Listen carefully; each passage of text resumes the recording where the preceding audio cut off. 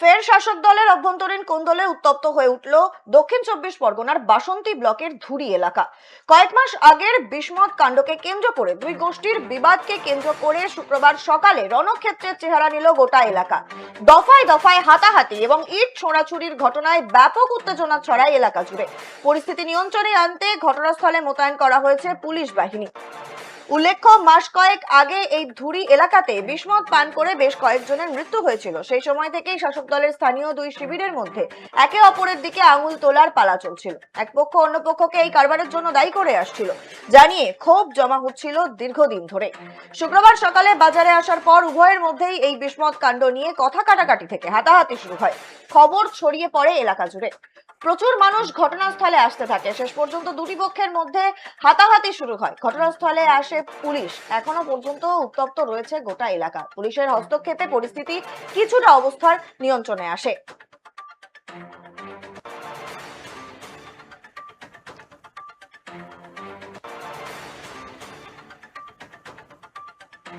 বাসন্তীতে তৃণমূলের গোষ্ঠী কোন্দল, চলল ইট বৃষ্টি।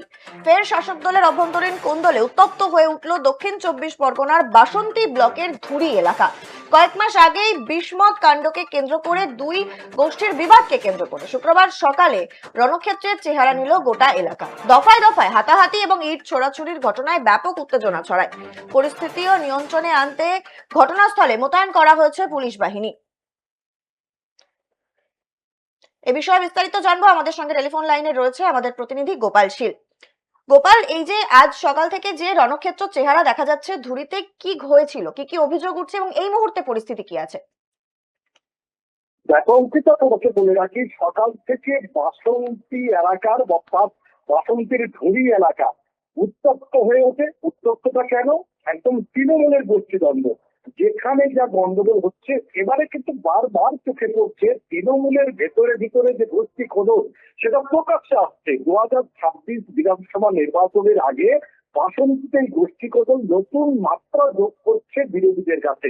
কারণ তোমাকে বলে রাখি, গত কয়েক মাস আগে যখন দেখা গেছিল বিষ কাণ্ড ঘটেছিল, অর্থাৎ বিষ মদ খেতে গিয়ে 3 জনের মৃত্যু হয়েছিল, সেই ঘটনাকে কেন্দ্র করে পুলিশ তদন্ত চালাচ্ছে। ময়না তদন্তে রিপোর্টও পরিষ্কার এসেছিল, তাদের পাকস্থলীতে মদে বিষ পাওয়া গেছে, কিন্তু বিষ খেয়ে দিয়েছে।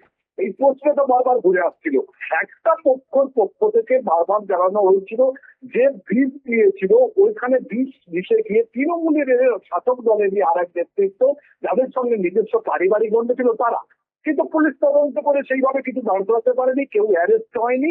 শুধু একটি অস্বাভাবিক মৃত্যুকে কেন্দ্র করে সেই পরিস্থিতি এখনো রয়েছে। কিন্তু সেটা নিয়ে আজকের সকালে এই ধৌরি এলাকায় যখন কথাবার্তা চলছিল, আলোচনা চলছিল, তখন দুজনের মধ্যে হাতাহাতি মারামারি হয়। খবর চলে যায় ধৌরি এলাকার যে সমস্ত মানুষ আছে তাদের কাছে। কাতারে কাতারে মানুষ ঘটনাস্থলে পৌঁছাবার পরে দুটো পক্ষ হয়ে যায়। সেই পক্ষ হওয়াই হয়েছে কারণ একে অপরের থেকে ঢিল ছুটতে থাকে, লাঠি ছুটতে থাকে, মারধর শুরু হয়। ঘটনাস্থলে পুলিশ আসে, পুলিশ এসে প্রথমে হতবাক, তার পরবর্তীকালে এখন বর্তমানে অবস্থা নিয়ন্ত্রণে রয়েছে এবং ইতিমধ্যে এলাকায় র্যাব নেমেছে। ধন্যবাদ গোপাল।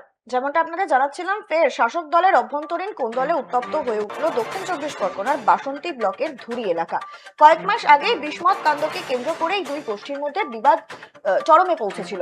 এই বিবাদকে কেন্দ্র করে শুক্রবার সকালে রণক্ষেত্রের চেহারা নিল গোটা এলাকা। দফায় দফায় হাতাহাতি এবং ইট ছোড়াছুড়ির ঘটনায় ব্যাপক উত্তেজনা ছড়িয়েছে এলাকা জুড়ে। পরিস্থিতি নিয়ন্ত্রণে আনতে ঘটনাস্থলে মোতায়েন করা হয়েছে পুলিশ বাহিনী।